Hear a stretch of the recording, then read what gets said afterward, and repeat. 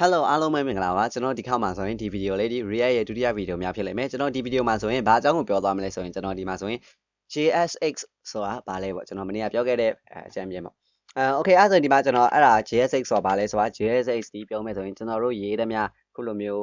JavaScript လို့ HTML လို့ code တွေဒီဘာကြောင့်မလို့ကျွန်တော်တို့ browser မှာမြင်နေရလဲပေါ့အဲ့လိုရဘလို့လုပ်နေရလဲဆိုတာကျွန်တော်တစ်ချက်လောက်ကြည့်ကြည့်အောင်ကျွန်တော်ဒီမှာဆိုရင်မနေ့ကလိုပဲ setup လုပ်ထားတဲ့ project လေးဒီဟာကို share video မကြည့်ရလို့ဆိုရင်အရင်ကြည့်ကြည့်ပါအမှဆိုရင်ကျွန်တော်ပြောပြတာ React ကိုရဲ့ set ပေါ်မှာဘယ်လို setup လုပ်မလဲဆိုတာပေါ့အဲ့ဒါကိုလုပ်ဖို့အတွက်တဲ့ကျွန်တော် npm start ဆိုပြီးလုပ်လိုက်မယ်အဲ့ဆိုရင်ပြောမယ်ဆိုရင်ကျွန်တော်ရဲ့ React server စဖွင့်ပြီပေါ့အဲ့လိုဒီ app ကိုစ run လိုက်ပြီပဲokay အဲ့ဆိုရင်ဒီမှာတစ်ချက်လို့ကြည့်ရအောင်ဒါတွေမပြောခင်ပါ JavaScript မှာဆိုရင်ပေါ့ခုနပိုင်းများပြောမယ်ဆိုရင် ESS feature တွေဆိုရင်ပြောမယ်ဆိုရင်browser တွေကနေနားမလည်ဘူးတချို့ပိုင်းတွေဆိုရင်အဲ့ဆိုရင်ကျွန်တော်တို့ကဘာလုပ်ရလဲဆို babel ဆိုတဲ့ဟာရှိတယ်သူက babel ကဘယ်လိုလုပ်လဲဆိုမှထားပါတော့သူဒီခုကျွန်တော်တို့ modern အဲ့လိုမျိုး ESS feature တွေကျွန်တော်ရေးထားတဲ့ browser နားမလည်ရတယ်ဆိုရင်တနည်းအားဖြင့်ပြောရမယ်ဆိုရင်သူဒီဟို browser တွေအကုန်လုံးနားလည်မယ် compatible ဖြစ်မဲ့ကောင်မျိုးပြန်ပြီးတော့မှ transpile လုပ်ပေးတဲ့ကောင်ပဲအဲ့ဒါကိုပြောပြတာအဲ့ဆို React ဒီလဲအဲ့ babel ကိုတုံးထားတယ်တဲ့အဲ့ဆိုရင်ကျွန်တော်ဒီမှာဆိုမြင်နေရကြည့်လိုက် HTML လို့ဒီမှာဆိုရင်ကြည့်လိုက်ကျွန်တော်ဒီ normally HTML လေးရတူတယ်ဒါပေမဲ့ HTML လားဆိုတော့လည်းမဟုတ်ပြန်ပြောမယ်ဆိုရင် React component တိုင်းဒီအခုပြောတဲ့ JSX ဆိုတဲ့ဟို redundant ပြန်တယ်အဲ့ဆိုအဲ့ JSX ကဘယ်လိုဖြစ်လာလဲဆိုတော့တဲ့ကျွန်တော်ဒီမှာ my website အစားကျွန်တော်ဒီအောက်မှာတစ်ခုလေးရေးလိုက်မယ်ကျွန်တော်ဖြတ်လိုက်တော့မယ်okay hello world လေးတစ်ခုပဲထားလိုက်မယ်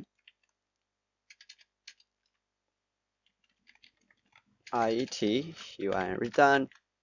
awesome အဲ့ဆိုဒီမှာ hello world တစ်ခုပဲကျန်တော့မှာပေါ့အဲ့ဆိုဟုတ်ပြီကျွန်တော်ဒီမှာတစ်ချက်လောက်ကြည့်ကြည့်အောင် sorry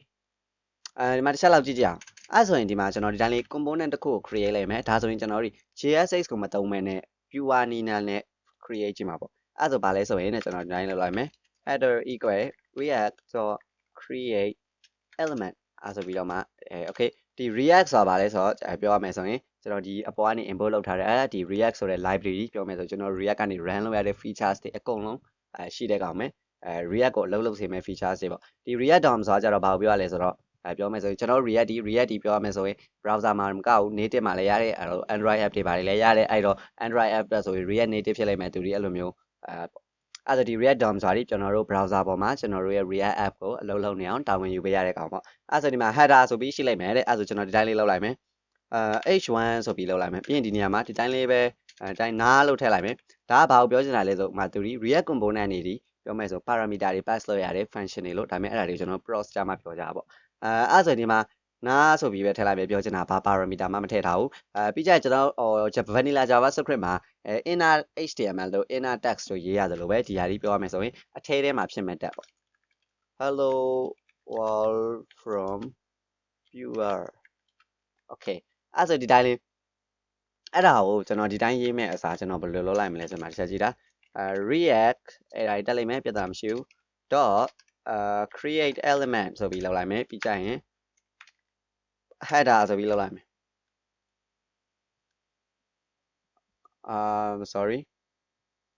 react ဒီမှာ return ပြန်ပေးရမှာ sorry ဒီမှာဆိုရင် react component တွေဒီ return ပြန်ပေးဖို့လိုတယ်okay အဲ့ဆိုဒီမှာဆိုမြင်နေရပြီဒါဆိုရင်ကြည့်လိုက်ကျွန်တော်ပြောမယ်ဆိုရင်ဒါဒီ JSX ကိုမသုံးမဲနဲ့ pure ဟိုဟာနဲ့သုံးလိုက်တာပဲပြောမယ်ဆိုဒီမှာ react ကို create element တစ်ခုလုပ်ပေးပြီးကြရင်ဒီမှာ h1 ဆိုတဲ့ element ပြီးရင်ဒီမှာတက်မဲ့စာပြီးကြတော့ render လုပ်တဲ့အခါမှာလည်းဒီမှာ react.create element အဲ့ဆိုရင်ထားပါတော့ကျွန်တော်ကအပေါ်မှာဒီခုလို hello world ဆိုတာလေးတော့ရေးလို့ရနေပြီဥမာထားပါတော့div ထဲမှာ hello world ဒါမျိုးအခြေအနေမျိုးထည့်ချင်တာဆိုရင်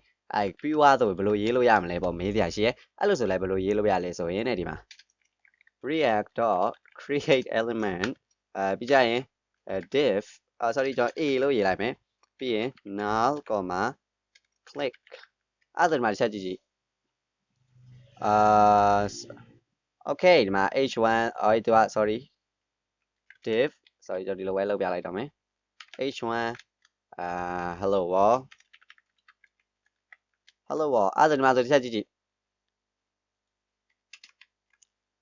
ပြောမယ်ဆိုရင်ဒါဒီခုနကကျွန်တော်ဒီအပေါ်ကရေးထားနေတူတူပဲဘာလို့ဆိုကျွန်တော်ဒီ div ဆိုတဲ့ element ရဲ့အထဲမှာအဲ့ဒါဓမျိုးကြီးဆက်ရေးနေရတယ်အဲ့ကြောင့် JSX ကိုဘာလို့တောင်းလိုက်တာလဲဆိုရင်ကျွန်တော်ဒီအခုလိုမျိုး react ရဲ့ဟာကိုပြောမယ်ဆို react feature ပေါ့ react component တွေကိုရေးလို့ရနိုင်ဖို့အတွက်ကိုကျွန်တော်တို့ဒီအခုလိုမျိုး javascript နဲ့အဲ့လိုမျိုးအလုံးချုပ်ကန်ပြီးတော့မှအဲ့လိုမျိုးကြီး ရင်းနေမဲ့အစားပေါ့ပြီးတော့အဲ့လိုမျိုးပြီးတော့ရင်းနေမဲ့အစားသူတို့ကဘယ်လိုလုပ်လိုက်လဲဆိုတော့အဲ့ရဲ့ JSX ဆိုတဲ့ standard ကိုလုပ်လိုက်တဲ့ပြီးကြတော့အကောင်ကိုပြောမယ်ဆိုရင် babel ဆိုတဲ့ကောင်ကနေပြန်ပြီး transfer လုပ်လိုက်တယ်အဲ့ဆိုကျွန်တော်ဒီမှာbabel ရဲ့ပြောမယ်ဆိုရင် compiler website လေးရှိရဲအဲ့ဆိုဒီမှာသူဒီတခြားဟာတွေလည်းရှိပါတယ်ဒီမှာ type script တို့ပါတော့ကျွန်တော်အခု react ဆိုတော့ဒီမှာ let ကျွန်တော်ပြောပြမယ် element equal ကျွန်တော်တို့ကဒီလိုရေးလိုက်ပေမဲ့ h1 hello wall ထားပါတော့ကျွန်တော်စာမရိုက်တယ်လို့ h1 အဲ့ဒါဒီမှာချက်ကြည့်လိုက်ကြိုက်ကျွန်တော်ဒီပြောမယ်ဆို browser နားလေတဲ့အခုလိုမျိုးဒီကောင်ကိုပြောမယ်ဆိုအဲ့လိုကုတ်ကိုပြန်ပြောင်းလိုက်တယ်ပေါ့ပြီးကြရင်ဒီလိုမျိုးအလုပ်လုပ်သွားတာပဲသူဒီ JSX ရဲ့အလုပ်လုပ်သွားတယ်ပေါ့အဲ့တော့သူဒီအဲ့လိုမျိုးအလုပ်လုပ်သွားတယ်ဆိုတော့သူမှဘယ်လိုမျိုးတွေရှိလဲဆိုရင် JSX တွေဒီပြောရမယ်ဆိုရင်အမြဲတမ်း component တွေဒီတစ်ခုရှိတာအမြဲတမ်း return တစ်ခုပြန်ပေးဖို့လိုတယ် return တစ်ခုပြန်ပေးရတာမျိုးလေး return ပြန်ပေးလို့လိုတယ် return ပြန်ပေးရဆိုတဲ့နေရာမှာအမျိုးမျိုးဖြစ်လဲရတယ်ဥပမာထားပါတော့nav equal ဒီလိုပေါ့ h1 ဒါမျိုးတဲပြန်လိုက်လေရတယ်ဒါမှမဟုတ်ရင်ကိုကအဲ့လိုမျိုး es javascript function တွေလိုပဲ return ပြန်ခြင်းနေဆိုရင်ဒါမျိုး return ဒါမျိုး multiple နဲ့ပြန်လဲရတယ်ဒါကတော့ပြောပြတာပါစမ်းတဲ့အနေနဲ့ပြီးရင်တစ်ခုရှိရသူတို့တွေဒီ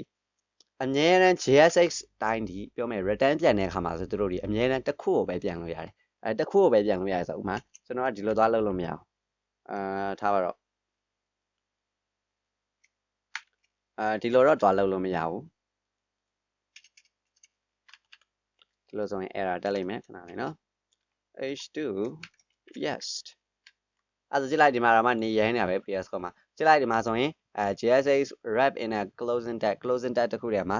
လောက်ထားရမယ်ပေါ့အဲ့ဆိုကျွန်တော်တို့ဒီပြောရမယ်ဆိုရင်ဒါမျိုး div နဲ့လောက်ဥမာကျွန်တော်တို့ HTML semantic ကြားကြတယ်ဆိုရင်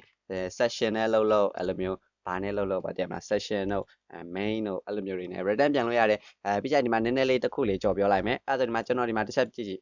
control shift c ဆိုပြီးတော့မှလောက်လိုက်မယ်sorry ကျွန်တော် return လောက်ထားဒီကောင်မှမဟုတ်တာအဲ့ဆိုကျွန်မဒီကောင်တော့ဖြတ်လိုက်တော့မယ်ကျွန်တော်ဘာလို့ဆိုတော့မပြောတော့ဘူး